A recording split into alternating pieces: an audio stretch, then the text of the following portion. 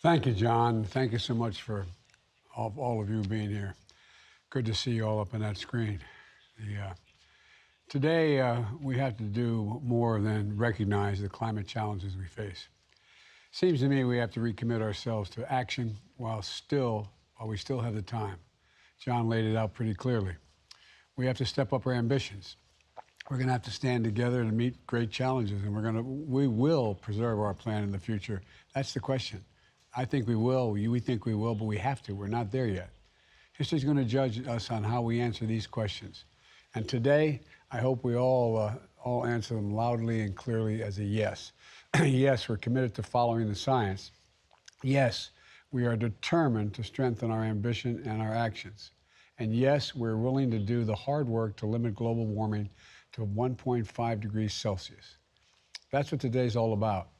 Committing together and candidly discussing how we can bridge the gap between our pledge to limit warming to 1.5 degrees and our policies. You know, over the last 2 years, I'm proud to say the United States has delivered unprecedented progress here at home. I've signed a thing called the Inflation Reduction Act, a piece of legislation we got passed, the single largest investment in fighting climate change in history, which will reduce the annual carbon emissions by 1 billion tons by 2030. We made a generational investment in our nation's infrastructure to build clean power and construct 500,000 electric vehicles and all across our charging stations. I think it's about 550,000, a little over 500,000 charging stations all across our nation for electric vehicles. And since we last met, the United States ratified the Kigali Amendment, which drastically reduces the production and use of the super potent HFCs globally. With these actions, the United States is on track to achieve a 1.5 degree aligned goal, cutting emissions by 50 to 52% by 2030. Look, as we look forward to COP28, we all need to show up in Dubai with 2030 targets and actions aligned with the Paris temperature goals. We're already seeing the signs of what's to come if we don't. More severe droughts, more floods, seas rising, temperatures rising, weather instability, market unpredictability. Look, together, we can't keep the goal of limiting warming to just no more than 1.5 degrees. It's within our reach. If we make progress on the 4 key things that we have to discuss today: decarbonizing energy, ending deforestation, reducing non-carbon greenhouse gas emissions, and improving carbon management. This morning or evening for many of you, I want to share with you how the United States is addressing these priorities and where I think we can come together to maximize our collective impact. First, decarbonizing energy. The United States is taking a bold action to put our energy sector on a path toward net zero emissions by no later than 2050. Through measures like our Inflation Reduction Act and the Bipartisan Infrastructure Law, we're investing tens of billions of dollars in the scale-up of new technologies like offshore wind, advanced nuclear, and clean hydrogen. We're building a clean transportation sector, from expanding to electric buses, electrifying our government fleet of vehicles, to providing new tax credits for making and buying electric vehicles. Just last week, our Environmental Protection Agency proposed new tailpipe pollution standards for light-duty vehicles like cars and SUVs and heavy-duty vehicles like buses and trucks, which together represent more than 20% of all U.S. emissions. Across our country, we stood with the CEOs of major car manufacturers and the workers who will build our clean transportation future, and they're all in. They understand as clearly as I do that this is an enormous opportunity. And we have to as we gear up for COP28, I encourage all of you to join us in our collective goal to ensure that at least 50% of new passenger cars and 30% of trucks will be zero emissions by 2030. Second, ending deforestation. Forests are the key to our future. In the United States alone, our forests absorb more than 10% of our annual greenhouse gas emissions. And as we all know, if we lose this natural resource, we can't easily get it back. In my own country, I've flown over more land that has been burned to the ground because of forest fires of late than the entire size of the state of Maryland, which is about the size of Belgium. That's why almost exactly 1 year ago, I signed an executive order to help prevent wildfires, preserve our forests, and protect our local economies that so often they support. Globally, we're doing the same thing. Today, I'm pleased to announce that I will request the funds so that we can contribute $500 million to the Amazon Fund and other climate-related activities over the next 5 years to support Brazil's renewed effort to end deforestation by 2030. The Development Finance Corporation is working with others to mobilize an additional $1 billion to conserve the Amazon and other critical ecosystems in Latin America.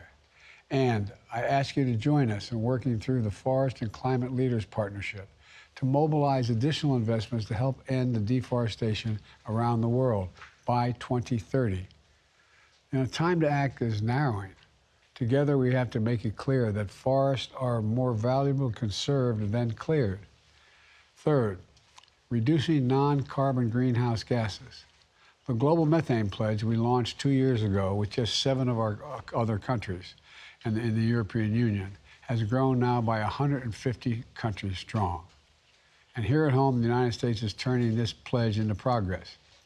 We're investing more than $20 billion in methane mitigation to do things like capping orphan wells, plugging leaks throughout our oil and gas sectors. All told, by 2030, these steps will reduce U.S. methane emissions from covered sources by 87% below 2005 levels. Today, I also invite you to join us in the methane finance spirit to raise at least $200 million by COP28 to help developing countries mitigate their own methane emissions. And I want to take a moment to encourage all the countries here to ratify and implement the Kigali Amendment as well, which would help us avoid a 0.5 degree of warming by 2100, a small number with huge implications. Fourth, improving carbon management. We have to address the carbon that can't be avoided or that's already in our atmosphere. My administration is investing in the design and development of technologies like direct air capture. Our investments will not only help reduce carbon in the atmosphere, they'll help lower the price of climate technologies for countries around the world as well by as much as 50% in some cases. But this is a collective challenge that we're going to require collective effort. So today, I invite all of you to join us in a new carbon management challenge with the goal of developing strong pipelines and critical projects by 2030. And look, the other thing is we're going to bring our plans to COP28, and I hope you will as well. Finally, I just want to say a few words about the urgent need to scale up climate finance. All of you know as well as I do, the impacts of climate change will be felt the most by those who've contributed the least to the problem, including developing nations. As large economies and large emitters, we must step up and support these economies. So today, I'm pleased to announce the United States is going to provide $1 billion to the Green Climate Fund. A fund is critical in ways to help developing nations that they can't do now. But it should not be the only way. Together, we need to strengthen the role of multilateral development banks in fighting climate crisis as well, starting with the World Bank. Because climate security, energy security, food security, they're all related. They're all related. I'm calling on development banks to scale up their lending for climate change, which will also accelerate the fight against poverty.